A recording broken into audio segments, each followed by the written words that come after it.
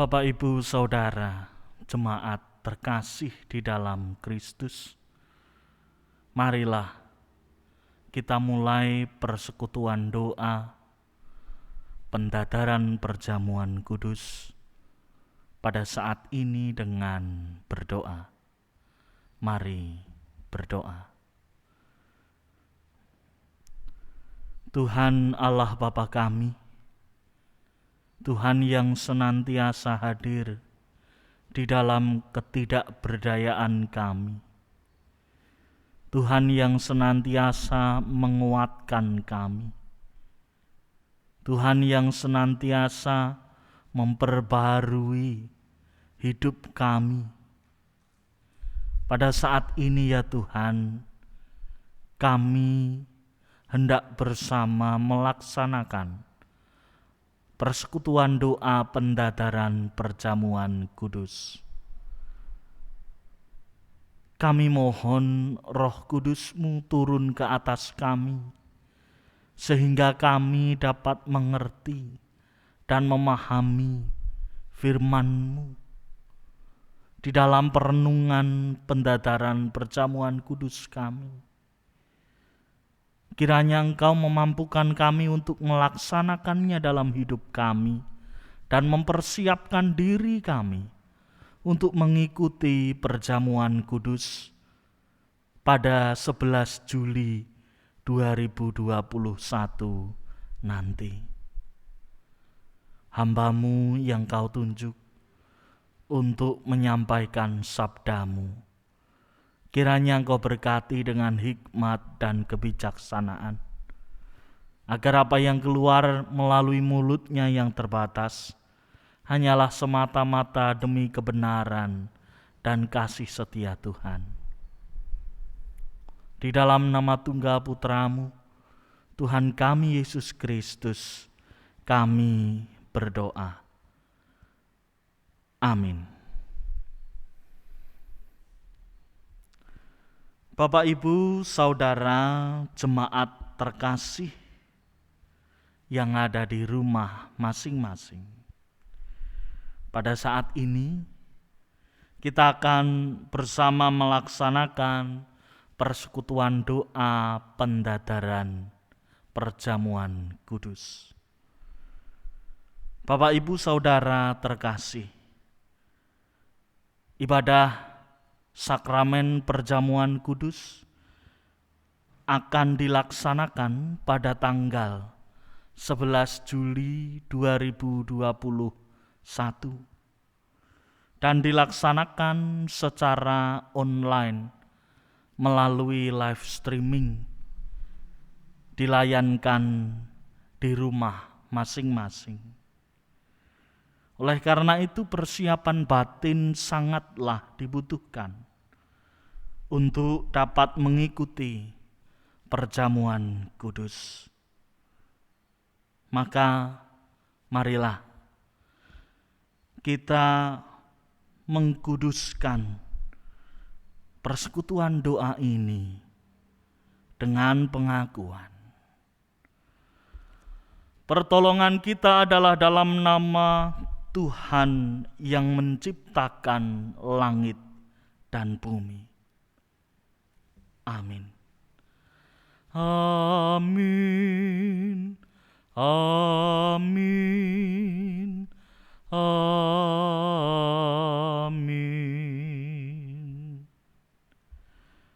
Bapak, Ibu, Saudara, jemaat terkasih,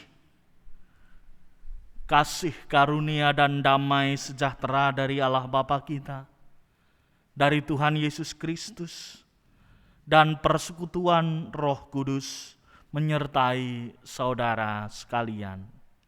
Haleluya. Amin. Bapak, Ibu, Saudara, jemaat terkasih, sebelum kita merenungkan sabda Tuhan, marilah terlebih dahulu kita memasuki saat teduh. Saat teduh dipersilakan.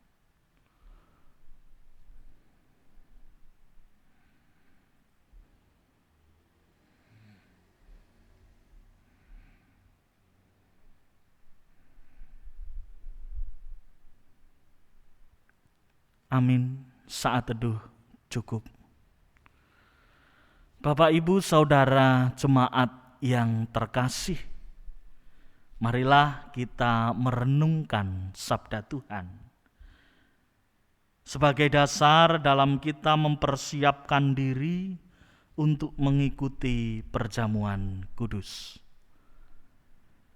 Bacaan firman Tuhan akan diambil melalui pembacaan Injil Markus 4 ayat 38 sampai 41.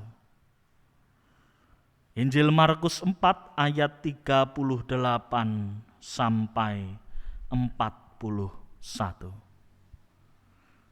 Demikian isi firman Tuhan. Pada waktu itu Yesus sedang tidur di buritan di sebuah tilam. Maka murid-muridnya membangunkan dia dan berkata kepadanya, "Guru, engkau tidak peduli kalau kita binasa?" Ia pun bangun, menghardik angin itu dan berkata kepada danau itu, "Diam, tenanglah." Lalu angin itu reda dan danau itu menjadi teduh sekali. Lalu ia berkata kepada mereka, "Mengapa kamu begitu takut? Mengapa kamu tidak percaya?" Mereka menjadi sangat takut dan berkata seorang kepada yang lain, "Siapa gerangan orang ini, sehingga angin dan danau pun taat kepadanya?" Demikianlah firman Tuhan. Yang berbahagia ialah kita yang mendengar firman-Nya, merenungkannya, dan melaksanakan dalam hidup hari lepas hari. Haleluya, amin. Haleluya, amin. Haleluya, amin. Haleluya, amin. Shalom, shalom, shalom. Bapak, Ibu, Saudara, jemaat terkasih, kiranya kasih setia Allah senantiasa melimpah di dalam hidup Bapak, Ibu, Saudara sekalian, di rumah masing-masing maupun yang sedang beraktivitas. Tentunya harus beraktivitas dengan protokol kesehatan yang ketat. Bapak, Ibu, Saudara, jemaat terkasih, berkali-kali mungkin kita bertanya, sampai di manakah kita? Sampai di manakah pandemi ini terjadi? Sampai kapankah pandemi ini akan terjadi? Seberapa jauh kita sudah melangkah dari masa pandemi di awal-awal tahun 2020 lalu sampai pada saat ini? Dan akan kemanakah kita melangkah nantinya pada masa-masa pandemi COVID-19 yang pada saat ini di seluruh Indonesia dan secara khusus Kabupaten Wonogiri grafiknya semakin naik dengan cukup tajam. Mungkin kita bertanya-tanya, dan di dalam pertanyaan itu mungkin ada satu pertanyaan yang muncul. Di manakah Tuhan pada masa pandemi ini? Terkhusus saat kita melihat orang-orang terdekat kita yang harus melakukan isolasi mandiri ataupun bahkan melakukan isolasi di rumah sakit atau di fasilitas-fasilitas kesehatan yang lain. Di manakah Tuhan saat mereka harus melakukan isolasi mandiri? Di manakah Tuhan saat saudara-saudara kita, orang-orang terdekat kita diambil dari kita, meninggal karena COVID-19? Di manakah Tuhan? Di manakah Tuhan saat pemerintah sedang getol-getolnya berjuang agar vaksinasi berjalan dengan lancar dan baik di semua wilayah di seluruh Indonesia? Sementara ada oknum-oknum tertentu yang memanfaatkan kesempatan ini, dan kemudian hasilnya menjadi tidak produktif lagi. Di manakah Tuhan saat ini terjadi? Atau di manakah Tuhan saat kita yang tidak terkena COVID-19 namun terdampak olehnya? Usaha kita semakin seret, kehidupan kita semakin berat, bisnis kita semakin tidak lancar, studi kita semakin tersendat, pekerjaan kita menjadi sebuah hal yang berat. Di manakah Tuhan saat itu terjadi? Bapak, Ibu, Saudara, jemaat terkasih, pertanyaan mengenai di mana Tuhan adalah pertanyaan klasik yang tidak hanya ditanyakan di saat-saat ini, di masa-masa pandemi. Pada zaman-zaman yang lalu, pertanyaan mengenai di mana Tuhan menjadi sebuah pergumulan, tidak hanya pergumulan teologis, namun juga pergumulan filsafati.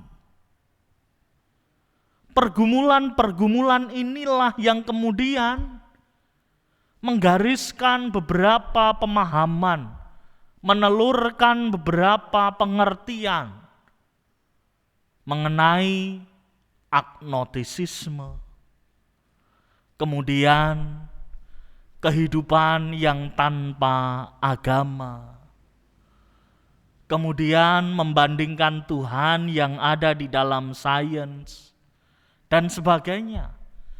Ini semua langkah-langkah kita untuk menjawab pertanyaan, di mana Tuhan? Lebih parah lagi saat pertanyaan ini digumulkan dengan kondisi keseharian kita. Pergumulan hidup kita hari lepas hari. Pertanyaan ini kemudian menjadi semakin berat. Mungkin tidak hanya menelurkan pandangan-pandangan filsafat, tidak hanya menelurkan pandangan-pandangan teologis, namun malah menghasilkan tingkat depresi, tingkat stres yang begitu tinggi pada manusia modern.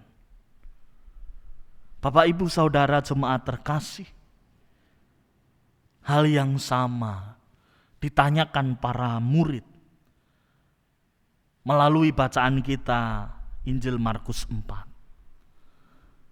Saat mereka bertolak ke seberang, saat mereka mencoba untuk memakai sebuah metode khotbah agar Tuhan Yesus dapat berkhotbah lebih efektif, mereka membawa Yesus ke dalam perahu dan berkhotbah di perahu. Tidak hanya di darat seperti biasanya. Pada masa-masa itu, saat ide yang baik ini disambut oleh Tuhan Yesus dan disambut oleh kebanyakan orang pada saat itu, maka Tuhan Yesus diajak naik ke perahu. Namun ternyata hal yang terjadi tidak seperti dugaan para murid. Suasana khotbah yang dirasa sangat menyenangkan dan menenangkan pada awalnya menjadi sebuah pertanda kejadian besar yang akan menimpa para murid. Dalam ayat 37, mengamuklah taufan yang sangat dahsyat, dan ombak menyembur masuk ke dalam perahu sehingga perahu itu mulai penuh dengan air. Bapak Ibu bisa membayangkan bagaimana sebuah perahu atau sebuah kapal karam karena taufan, karena badai, karena ombak yang luar biasa. Dan inilah yang terjadi. Namun kita perlu melihat Bapak Ibu Saudara terkasih, ayat 38 menjelaskan mengenai sebuah pertanyaan esensial. Para murid kepada gurunya yang sedang tidur di buritan di sebuah tilam. Guru, engkau tidak peduli kalau kita binasa?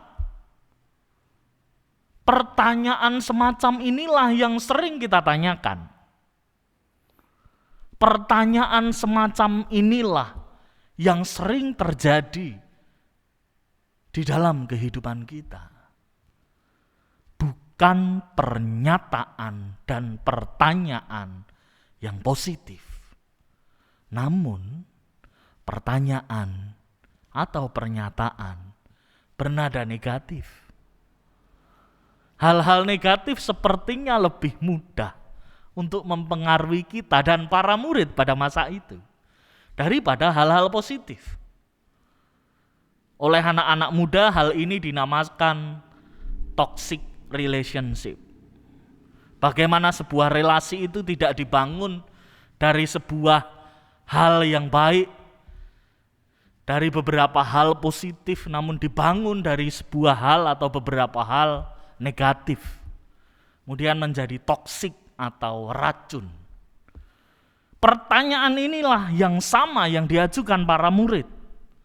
Para murid yang pada saat itu sering mengikuti khotbah-khotbah Yesus, bahkan mendampinginya ke sana kemari.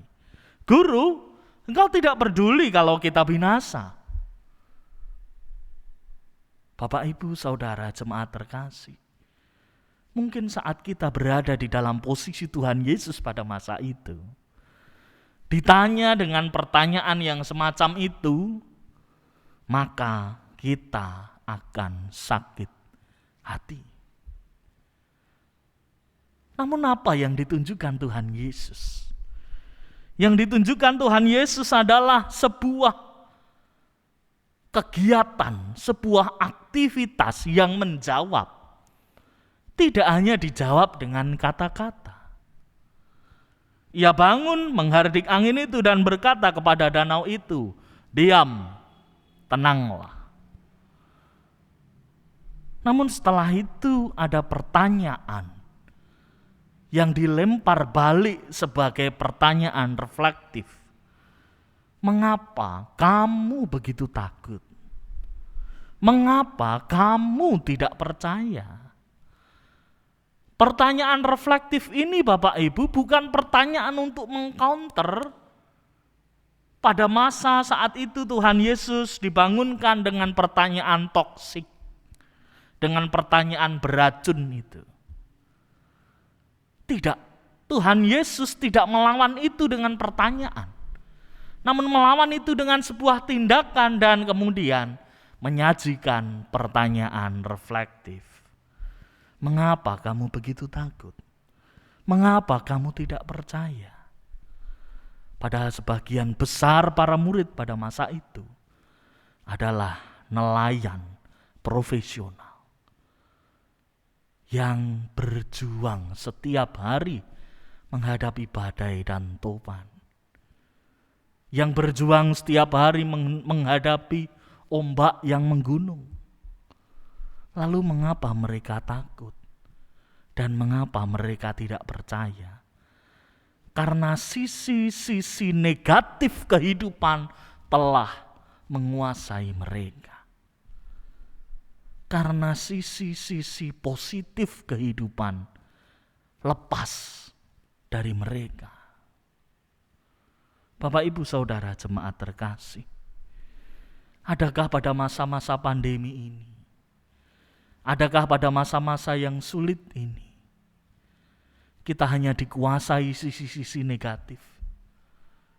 Kita hanya disibukkan dengan pertanyaan, apakah COVID-19 itu sebuah konspirasi? Kita hanya disibukkan melalui pertanyaan, jangan-jangan vaksin itu juga sebuah hasil konspirasi. Kita juga disibukkan dengan pertanyaan, jangan-jangan pemerintah adalah agen global dari sebuah sistem konspirasi tertentu. Kita disibukkan dengan pertanyaan, apa yang bisa dilakukan pemerintah? Pemerintah tidak melakukan apa-apa. Kita disibukkan dengan pertanyaan, apakah tetanggaku positif COVID? Apakah saudaraku positif COVID? Oh, berarti harus saya jauhi. Jika hal-hal itu masih mengendap dalam kehidupan kita di masa-masa ini, tinggalkanlah. Mengapa kamu begitu takut? Mengapa kamu tidak percaya? Sekali lagi, karena kuasa negatif mempengaruhi kita dan kuasa positif tidak kita rangkul. Pada saat ini, melalui perjamuan kudus, marilah kita menerima kembali kuasa-kuasa positif, hal-hal positif dari kehidupan, dan menyatakan diri bahwa saya tidak takut. Menyatakan diri bahwa saya adalah orang percaya. Selamat menghidupi hidup yang penuh keberanian dan percaya bahwa Yesus sedang berjuang bersama kita. Selamat memasuki perjamuan kudus yang menguatkan keberanian kita dan menguatkan kepedulian kita. Tuhan beserta kita. Saat teduh bagi kita merenungkan sabda Tuhan.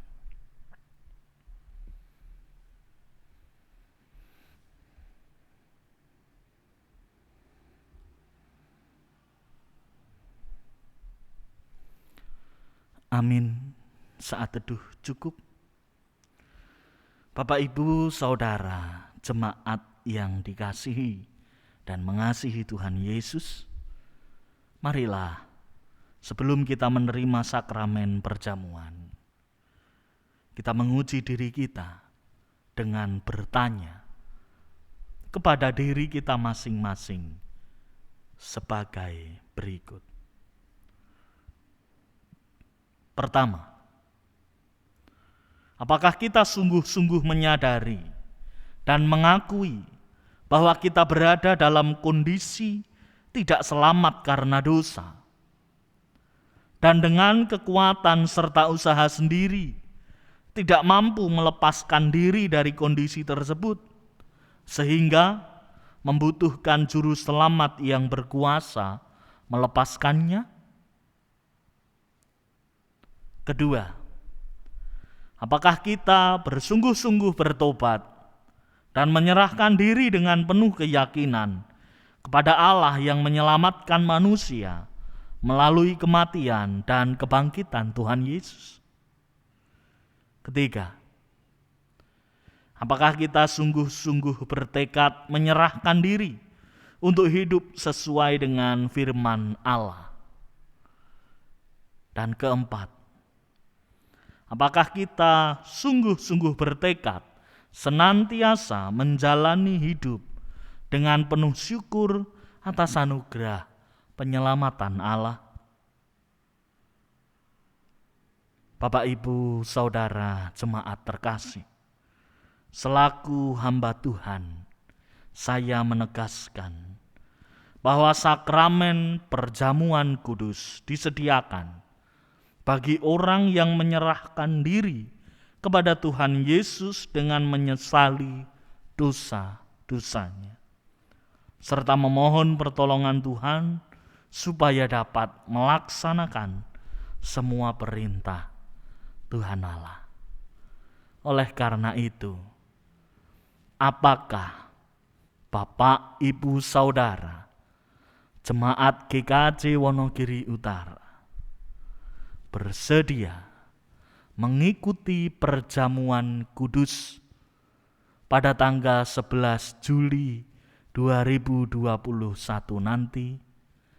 Bagaimana jawab Bapak, Ibu, Saudara?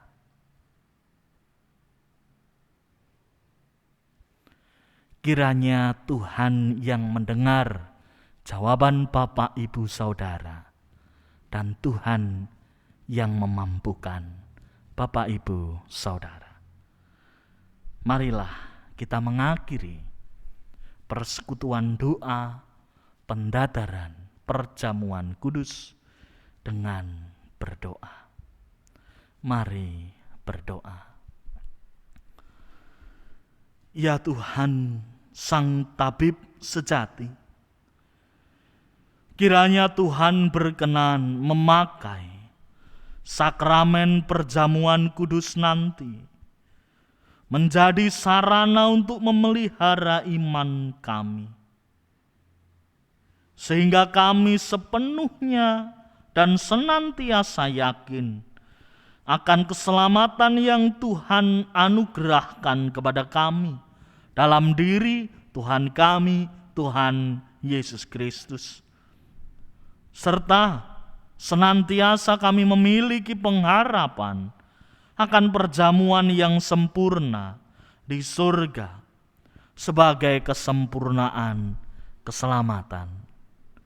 Ya Tuhan, berkatilah kami pada masa-masa pandemi COVID-19 ini, agar kami mampu menghapus hal-hal negatif, berusaha meninggalkan itu, dan merangkul hal-hal positif yang bisa kami lakukan untuk menghadapi COVID-19 ini. Kiranya Tuhan mendengarkan permohonan kami. Amin. Selamat bersedia mengikuti perjamuan kudus tanggal 11 Juli 2021 di rumah masing-masing melalui live streaming. Tuhan memberkati. Amin.